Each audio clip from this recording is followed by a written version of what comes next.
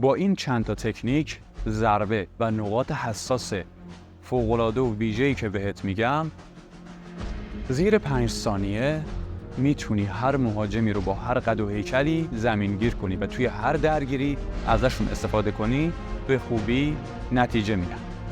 با من همراه باش.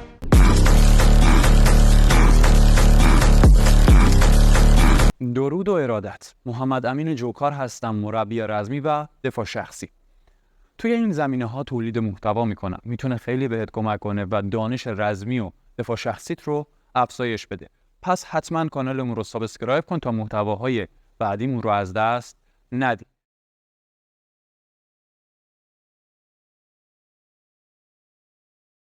اگر اولین باره که آموزش‌های ما رو می‌بینید، حتما اون آموزش رو ببینید. باعث میشه که شما توی درگیری همیشه از مهاجم یک قدم جلوتر باشید و آسیب نبینید. پس حتما اون آموزش رو ببینید. خب اولین تکنیکی که میخوام بهتون یاد بدم برای زمانی هست که مهاجم به سمت ما گام برمی‌داره، به سمت ما حرکت میکنه. شما توی این حالت تا مهاجم به سمتتون حرکت کرد باید از فرصت استفاده بکنید. یا به داخل ران 4 انگشت، یک کف دست بالاتر از زانو این قسمت ضربه بزنید، یا به 4 انگشت بالاتر از قوزک پا این قسمت ضربه بزنید. حالا اگر چوبی چیزی هم دستتون باشه که دیگه میتونید با اون ضربه بزنید، بیشتر جواب میده. حالا تا قدم برداشت مهاجم شما میتونید بهش ضربه بزنید. تا اومد سمتتون سریع ضربه به این نقطه پاشو از کار میندازه، باعث فلج موقت میشه. یا نزدیکتر بود دیگه برید سراغ داخل رانش، تا قدم برداشت سریع بزنید. وایساده تا اومد سمتتون ضربه رو بزنید. با زانوتون یکم پاتون رو خم کنید به این حالت تا به صورت نیزه‌ای بشه و بشینه توی پاش. ببینید سریع. درد خیلی زیادی داره. این نقطه هایی که میگم رو میتونید امتحان کنید. حالا از ضربه خلاف مفصل زانو هم میتونید استفاده بکنید. چطوری؟ وقتی که با مهاجم وایسادید وزنش روی یکی از پاهاشه، یکی از پاهاش بیشتر از پای دیگرش وزنش روشه و تکیه‌گاهشه. با کف پا به زانو که ضربه بزنید به این شکل به خلاف جهت مفصل زانو، باعث درد زیادی میشه، باعث تخریب زیادی میشه و میتونه کاملا مهاجم رو زمینگیر کنه. فقط خیلی محکم نزنید، در حدی که فشار بیاد. باید یه خورده روی تمرینی اجراش بکنید تا بیاد دستتون که باید چقدر نیرو بذارید. این ضربه بسیار دردناک و خطرناکه، بسیار تخریبگره. فقط وقتی که مجبور بودید ازش استفاده کنید، سلاحی مهاجم داشت و میخواست بهتون آسیب شدیدی بزنه. خب پس این شد تکنیک اولمونه که توی قدم برداشتن شد، که حالا اون 2 تا نقطه‌ای که گفتم رو میتونید بزنید، با نوک کفش میتونید بزنید، با روی پا میتونید بزنید، به این شکل هم میتونید بزنید و با زانو هم از فاصله نزدیک میتونید بزنید. خب میریم سراغ ضربه و نقطه حساس دوم. این ضربه ها و نقاط حساس رو براتون دسته‌بندی کردم. از پایین شروع کردیم و الان میایم سراغ بالاتنه. یعنی اگر شما یه جایی خواستید به پایین تنه ضربه بزنید، اون نقاطی که گفتم رو میتونید بزنید، اون ضربه هایی که گفتم توی دسته اول بودن رو میتونید اجرا بکنید. حالا ضربه به قسمت دستگاه تناسلی هم میشه، ولی ضربه به اون نقطه هایی که گفتم هم به خوبی جواب میده. خب نقاط حساس زیادیه، ولی همون قسمت هایی که گفتم با همون ضربه ها به خوبی جواب میده. حالا ضربه به نقطه حساس دوم برای زمانایی هست که مهاجم یقه شما رو گرفته، گردن شما رو گرفته. توی این فاصله هستی که دستتون به مهاجم میرسه. با 2 انگشتتون یک فشار ضربه‌ای نرم، ببینید اینجوری نیست، از همونجا فقط به این شکل با نوک انگشتاتون یه فشار ضربه‌ای دارید. به کجا؟ به گودی گردن. نفس مهاجم قطع میشه، حالش خراب میشه. وقتی شما رو گرفته باشه، یقه شما رو مثلا گرفته، کافیه که دستتون رو به این شکل بذارید این قسمت، یکی از دستاتون هم بالا باشه برای اینکه کله نخورید. پس به این شکل یکی از دستاتون آماده باشه، نه حتما اینجوری جلو باشه، حالا اینجا هم که باشه تا بیاد میتونه جلوش رو بگیره. به این شکل فشار که بدید توی این قسمت مجبور میشه شما رو رها بکنه. اگر یک انگشت باشه نفوذ زیادی بکنه، ممکنه که 2 طرف مجرای تنفسی به هم بچسبه. به خاطر این میگیم 2 انگشت. پس 2 انگشت رو میذارید این قسمت و یک فشار ضربه‌ای میبینید اصلا نمیشه در مقابلش تحمل کرد. حالا این نقطه و ضربه رو شما توی حالتهای خیلی زیادی میتونید ازش استفاده بکنید. من یه چیز پایه دارم بهتون میگم. شما توی هر حالتی که با مهاجم باشید و دستتون برسه به این قسمت، میتونید به این قسمت فشار بیارید و مهاجم شما رو رها بکنه، مهاجم رو در کنترل خودتون بگیرید. اگر خواستید با انگشت شستتون فشار بدید، ببینید با نوک انگشت فشار ندید، با قسمتی از نرمی جلوی انگشتتون فشار بدید به این شکل که خدای نکرده باعث نشه آسیب خیلی شدیدی وارد بشه، چون اگر مجرای تنفسی دو طرفش به هم بچسبه نفسش قطع میشه که حالا باید با یه چیز لوله‌ای مثل لوله خودکار این قسمت رو سوراخ کنید که بتونه نفس بکشه، وگرنه میمیره. خب حالا اینجا شما میتونید برای وقتی که مثلا مهاجم گردن شما از بغل گرفته به این شکل، مثلا اگر توی حالتی باشید که این دستتون برسه یه لحظه فشار بدید، مجبور رهاتون بکنه. توی هر کدوم از چسبیدن ها به مهاجم باشید، توی هر تکنیکی باشید، کمرتون رو گرفته باشه ولی دستاتون آزاد باشه، یا توی هر حالت دیگه ای باشید که دستتون برسه به این قسمت، جواب میده. رسیدیم به ضربه و نقطه حساس سوم. البته هم به صورت ضربه‌ای این حرکت رو میتونید اجرا بکنید، هم به صورت فشاری. نقطه حساسی که میگم هم فشاری هم ضربه‌ای. قسمت سیبک گلو وسط گردن، 3 انگشت بیاید به سمت طرفین، هر دو طرف. کافیه که این قسمت رو فشار بدید. بسیار دردناک. میتونید مثل همون نقطه گودی گردن که گفتم ازش استفاده کنید، به این قسمت فشار بیارید. خطرش کمتره، دردش هم در همون اندازه است. یعنی به راحتی میتونید مهاجم رو تحت کنترل بگیرید. حالا اینجا میتونه برای این باشه که وقتی مثلا گردنتون رو گرفته، یقتون رو گرفته، از این نقطه استفاده کنید. ببینید مجبور میشه شما رو رها کنه. الان من دارم آروم فشار میدم، دوستم نمیتونه تحمل کنه. اگر محکم فشار بدید اصلا نمیتونه مقاومت کنه و شما رو رها میکنه. خب حالا یه مهاجم خیلی گردن کلوف خورده به پستمون، اون لحظه آدرنالین توی بدنش ترشح شده، بدنش ضربه خور شده، خورده مقاوم شده، میخوایم مطمئن بشیم از کار بیفته و زمینگیر بشه، وگرنه به ما آسیب شدیدی میزنه. حالا اینجا دستتون رو به این حالت مشت میکنید. ببینید همون مشت معمولی که 4 انگشت از این سمت از وسط جمع میشن، بعد میان کف دست، بعد انگشت شست به این حالت میاد کنارش. حالا این انگشت وسط رو، انگشتی که از همه بلندتره، یکم میکشید بیرون، ببینید به این حالت، و با 2 تا انگشت کناریش محکم میگیریدش. ببینید باید یه خورده برآمدگی داشته باشه. به این حالت باید مشتتون هم محکم باشه که عقب نره. حالا با این قسمت تیزی یه لحظه وایسادیم. حالا میتونیم اصلا توی مثلا گرفتن و این چیزا نباشه، ما تو لحظه اول درگیری احساس کردیم مهاجم سلاح داره میخواد به ما آسیب برسونه، یه لحظه میریم سراغ این ضربه. ببینید با همون قسمتی که گفتم به همین نقطه ضربه میزنید. بسیار دردناکه. اینجا دیگه خطر این که مجرای تنفسی به هم بچسبه وجود نداره. این قسمت پر از چیزایی هست که باعث حساسیتش میشه.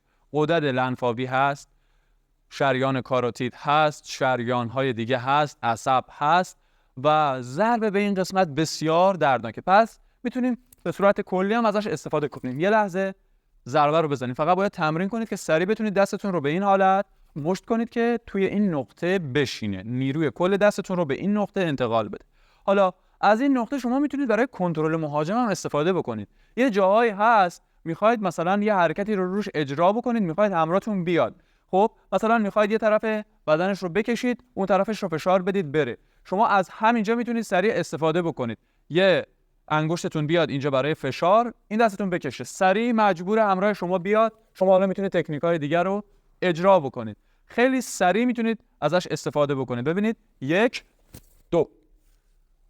بدن فیزیولوژیش اینجوریه که یه سری نقاط ضعف داره. وقتی اینجوری بهش فشار بیارید، از این سمت و از این سمت هم بکشید، بدن میچرخه.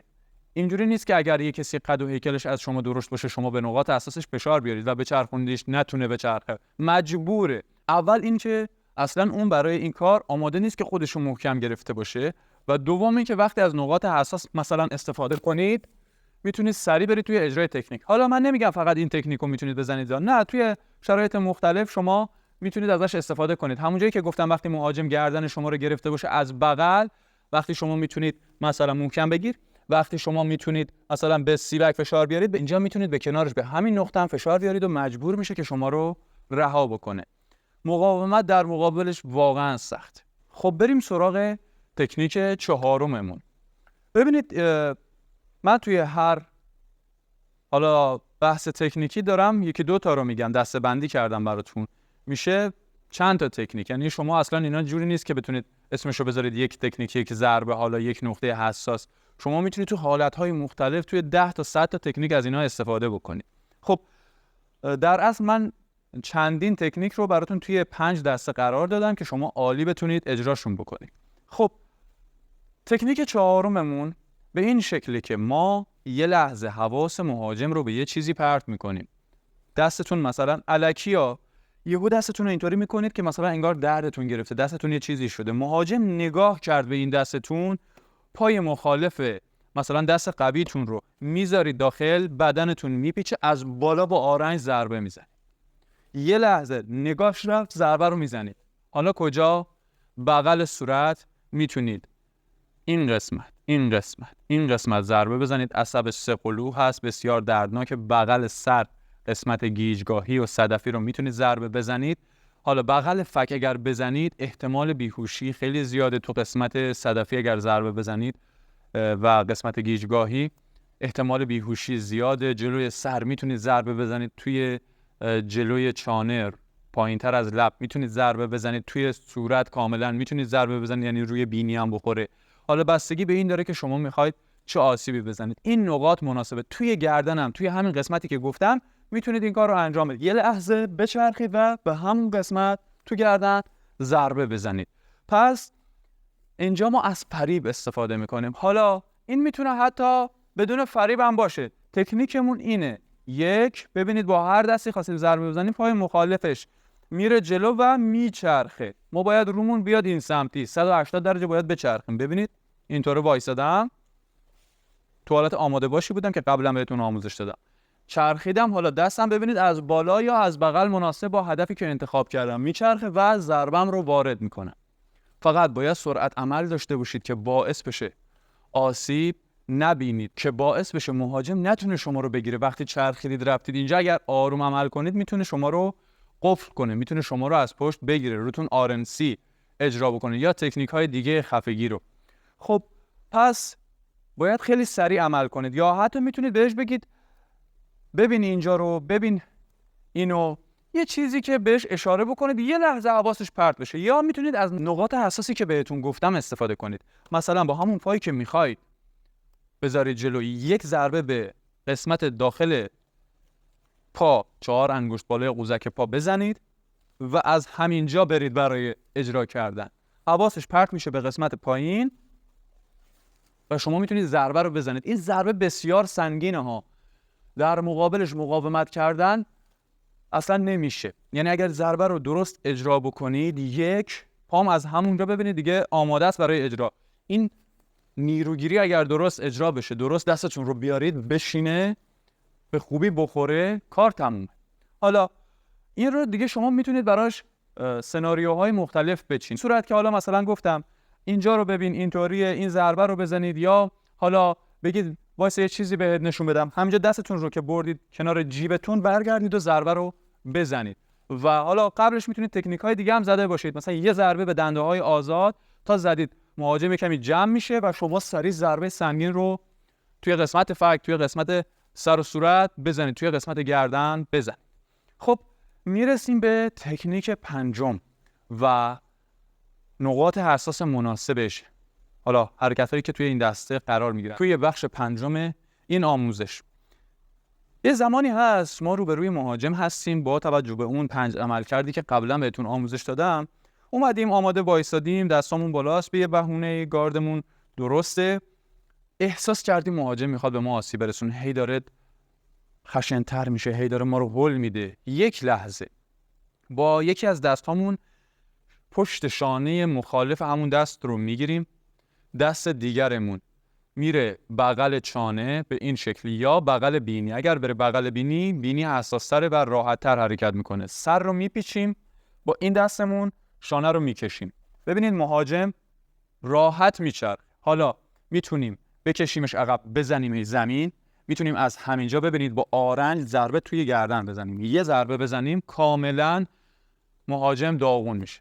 الان من آروم کشیدم دوستم آسیب نبینه، ولی همین تکنیک رو تا اجرا بکنید ببینید الان من آروم اومدم، یعنی راحت خیلی سریع مهاجم کارش تمومه، افتاده زمین، خیلی راحت.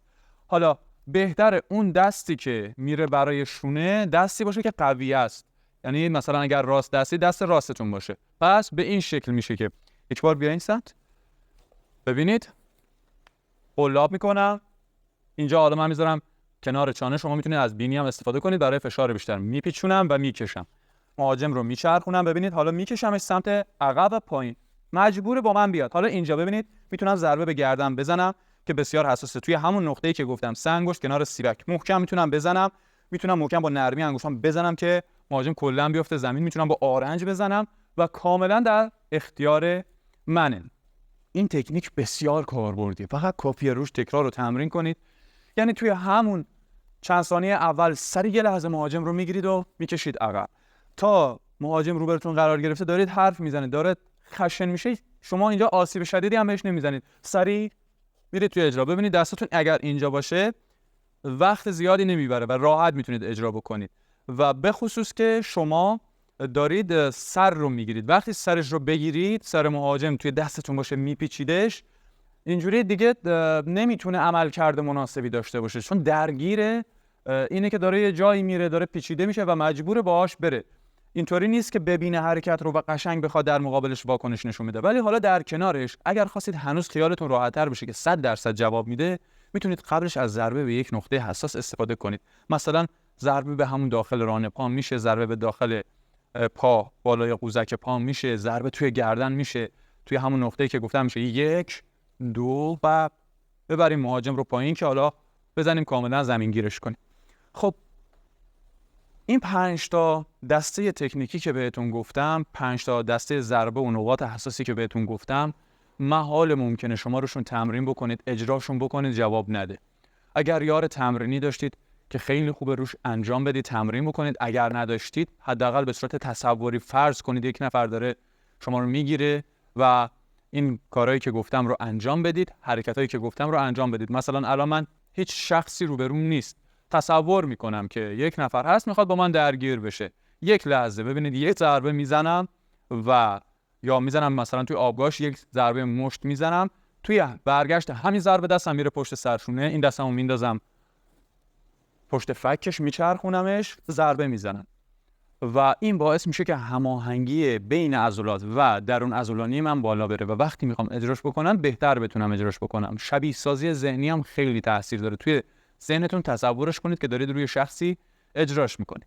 به هر حال برای اجرا و استفاده از این تکنیک‌ها باید عملکردهایی که گفتم رو بلد باشید، کنترل ترس هم بلد باشید که آموزش هر دوتاشون توی کانال هست، توی پیج هست، میتونید ببینید و نهایت استفاده رو ببرید. فقط خواهش میکنم که روی کسی این تکنیک ها رو اجرا نکنید محکم، و اگر خواستید اجرا بکنید به صورت تمرینی باشه، برای یادگیری باشه و فقط توی درگیری، توی زمانی که جونتون در خطر بود به صورت جدی ازشون استفاده بکنید. اگر این محتوا برات مفید بود ممنون میشم که با لایک و اشتراک گذاری و نظر دادن از ما حمایت کنید. جاوید باشید.